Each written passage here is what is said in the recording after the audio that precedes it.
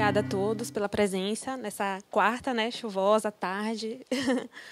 Meu nome é Raíza, sou psiquiatra e vou falar um pouquinho sobre os aspectos históricos, e tratamento de transtornos alimentares. A proposta da palestra não é ser algo muito técnico, aqui a gente tem pacientes, familiares, tem alguns técnicos também, tem psicólogos, psiquiatras, mas a proposta é a gente conversar um pouquinho sobre os aspectos históricos e pincelar o tratamento sem entrar também em aspectos muito técnicos. Então, começando, o que é um transtorno alimentar? É uma perturbação persistente na alimentação ou no comportamento relacionado à alimentação, que resulta no consumo ou na absorção alterada de alimentos e que compromete de forma significativa a saúde física ou funcionamento psicossocial do indivíduo. Esses transtornos alimentares são os transtornos atualizados do DSM, que é nosso livro de diagnósticos de transtornos mentais. Hoje a gente tem a anorexia, a bulimia, o transtorno de compulsão alimentar, a pica, o transtorno de ruminação e o TARI, que é o transtorno alimentar restritivo evitativo. Eu não vou entrar em muitos conceitos, eu achei interessante elencar o que a gente tem hoje em relação aos transtornos no DSM, mas eu vou me deter a anorexia, a bulimia e o transtorno de compulsão alimentar, que são os mais frequentes na nossa clínica. O objetivo da gente trazer os aspectos históricos é entender, ter uma perspectiva de tempo, entender que não é algo atual somente, não é um modismo, que, claro, a cultura tem um impacto significativo, a cultura, a religião, vai estar sempre atravessando os transtornos psiquiátricos, atravessando a nossa história como indivíduos, mas que são transtornos consistentes, que que a gente percebe, vê esses sintomas desde lá da Idade Média. Então, eu vou trazer um pouquinho sobre essa história para vocês. Na Idade Média, a gente já tem relatos de jejuns relacionados à possessão demoníaca ou milagres. Nos anos 1200 entre 1200 e 1600, tem um termo conhecido como anorexia sagrada, que foi bem descrito em um livro com esse mesmo nome, que fala do comportamento anoréxico em 260 santas italianas como resposta à estrutura patriarcal a qual estavam submetidas. Essa santa é a Santa Verônica. Ela está aí com uma laranja na mão, e ela, às sextas-feiras, ela comia apenas 5 carocinhos das laranjas, de forma comparando com as chagas de Cristo. Então, foram 260 santas que tinham esse comportamento lá na Idade Média. E a leitura que se tem disso é que era uma resposta à estrutura patriarcal a qual elas estavam submetidas. E o objetivo, que é descrito como objetivo, era a supressão das necessidades físicas, sensações básicas de cansaço, de impulso sexual, de fome e de dor, para liberar o corpo e alcançar metas espirituais superiores, ou perda dos atrativos femininos. Isso é algo importante que a gente vai falar lá na frente. Essa santa, ela tem uma história que eu achei que valia a pena trazer. Catarina de Siena, ela ficou 2 meses sem se alimentar e foi considerada santa por isso, por estar em um estado físico, relativamente saudável, e ficar sem comer por 2 meses.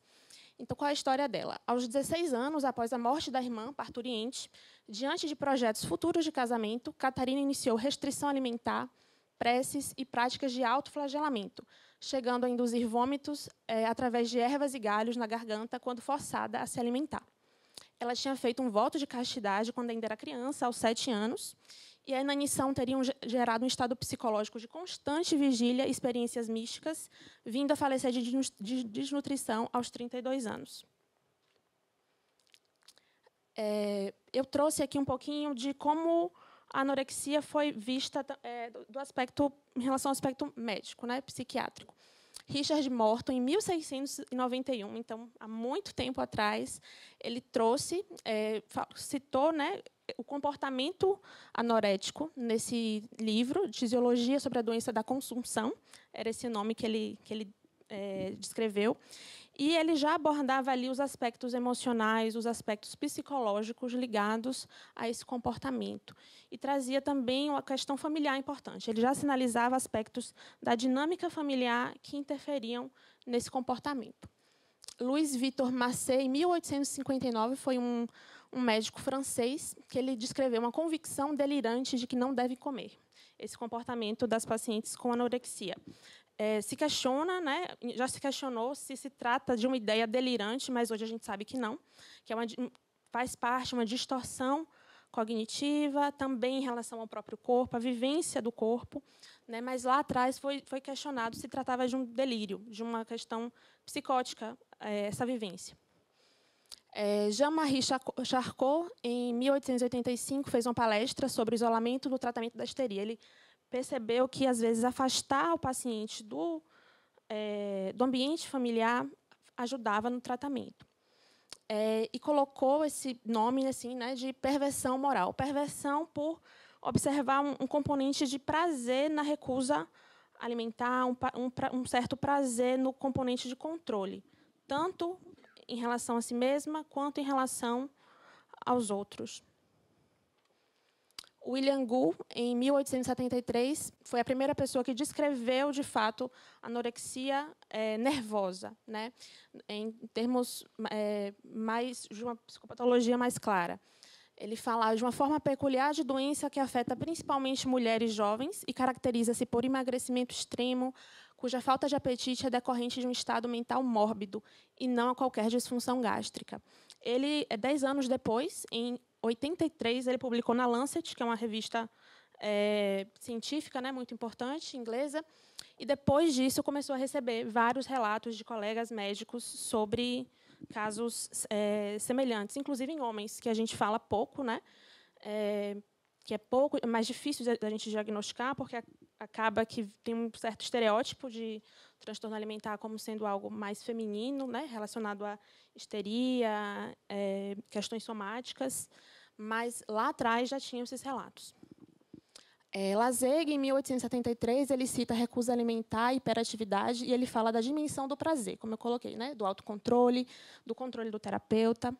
E Freud, Bárbara vai tratar um pouquinho melhor das questões, né, relativas à contribuição dele, mas ele fala da aversão a alimentos devido à comida como representação de impulsos sexuais, trazendo que os conflitos emocionais eram transformados em sintomas físicos. Ele fala de um componente somatoforme. Pierre Janet, ele descreve esse caso, Nádia, descreve como anorexia mental, uma paciente que não parava de se perguntar se estava magra, né, se seria magra. Ele fala da vergonha e aversão ao corpo feminino, um desejo de emagrecimento, uma recusa ao alimento e uma tentativa de retardar a maturidade sexual. Isso, algumas vezes, é descrito. O quanto a recusa à alimentação é uma forma de retorno ao corpo feminino, a recusa a amadurecer, a recusa a entrar em contato com esse corpo amadurecido. Hilde Brandt, ela coloca 3 áreas de perturbação: perturbação na imagem corporal, a percepção dos estímulos corporais alterado, né, como o reconhecimento da fome e uma sensação paralisante de ineficiência. É importante frisar, né, porque a gente tem a ideia de que a anorexia é a ausência de fome. Isso não é verdade. As pessoas sentem fome. A ausência de fome ela acontece no final da doença, em casos mais graves. É um medo de engordar e uma recusa, né, a se alimentar, além das alterações cognitivas, das distorções de imagem corporal. Mas as pacientes têm fome, mas eles se recusam a comer. Nos anos 70, surgem os primeiros critérios diagnósticos padronizados, que falam de uma perda considerável de peso, preocupação mórbida de engordar, alterações na percepção corporal e disfunções endócrinas que acontecem, como a ausência da menstruação. Aqui é uma tabelinha mostrando essa evolução e eu trouxe para frisar o que todos esses autores colocaram, que foi a resistência ao tratamento. Então, são pacientes que costumam... são casos, né, mais delicados. A anorexia está entre os transtornos alimentares mais graves. Então, dentre os que eu vou falar, é o que a gente tem mais estudos, né? É o mais robusto, até de aspectos históricos, por ser o mais grave, por ser um dos transtornos alimentares que mais geram morbidade e mortalidade. Em relação à bulimia, né? Desde o Egito Antigo se falam de práticas purgativas, né? Pessoas que vomitavam por 3 dias, todos os meses, julgando que seria uma forma de expurgar doenças. Essa é uma referência, né, de Heródoto. Na medicina grega, se recomendava a indução de vômito por 2 dias, por todos os meses, também como prevenção de doenças, e os purgantes eram populares desde a Idade Média. Pierre Janet ele fala dos primeiros relatos de pacientes com comportamentos bulímicos. Bieswanger, né, que foi um médico importante, ele traz um caso dessa paciente, Ellen West, que traz medo de engordar, marchas exageradas, então exercícios físicos exagerados, e um apetite voraz versus restrições e abusos de tabletes tiroidianos como forma de induzir a perda de peso. Essa paciente chegou a ser internada, tratada em ambiente hospitalar e faleceu por complicações da bulimia. E Gerald Russell, em 79, foi o primeiro médico a descrever a bulimia como uma entidade nosológica diferente da anorexia. Foram 30 casos, ele questionou se era uma evolução da anorexia, que isso pode, de fato, acontecer. A gente vê que pacientes, quando melhoram da anorexia, muitas vezes começam a purgar, comer, ter episódios de compulsão importante. Não é sempre, mas isso pode acontecer com alguns pacientes. Ele questionava se seria uma forma de evolução. Hoje a gente sabe que são entidades diferentes, mas que uma pode acontecer no curso da outra. Impulso de comer excessivamente, vômitos autoinduzidos e medo mórbido de engordar. O transtorno de compulsão alimentar. Desde o século XV, a gente tem as primeiras descrições, né, de binge eating, do comportamento de compulsão alimentar, que hoje a gente enxerga como algo específico do transtorno de compulsão alimentar, mas que inicialmente era visto como um sintoma presente em outros transtornos. Nos anos 50, já é descrito também um comportamento alimentar semelhante aos ataques bulímicos. Na década de 70, se pensa no TCA, né, do transtorno de compulsão alimentar, como um síndrome. E aí, em 77, vêm os critérios diagnósticos. Em 80, o DSM-3, que é a nossa Bíblia, né, da psiquiatria, ele traz pela primeira vez a anorexia, e aí esse conceito vai se estruturando até os dias de hoje. Vou passar aqui em relação ao tratamento, né? Em relação ao tratamento da anorexia, é um tratamento multidisciplinar, na verdade, para todos os transtornos alimentares. É muito importante que a gente tenha vários profissionais, né, envolvidos, e a gente pensa na equipe mínima de nutricionista, de psicólogo e do médico psiquiatra, mas, idealmente, enfermeiros, assistentes sociais, educador físico, terapeuta ocupacional. Esse é o cenário ideal para o tratamento.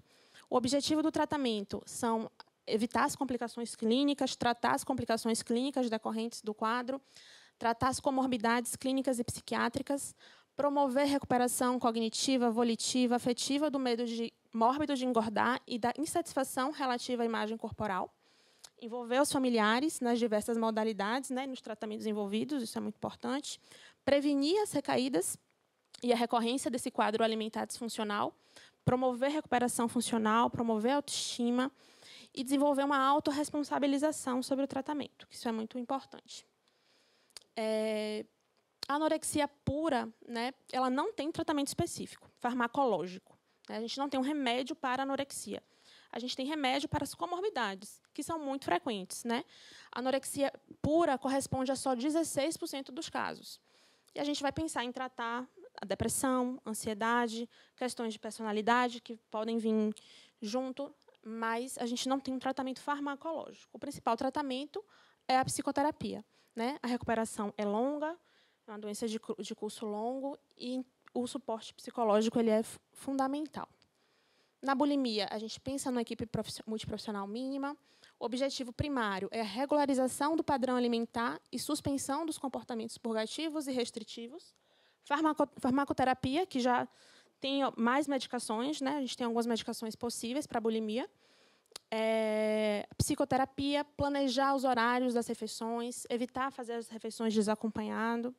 Isso é bem importante para tentar reduzir os comportamentos purgativos. O diário alimentar, eu trouxe aqui um pouquinho sobre como é.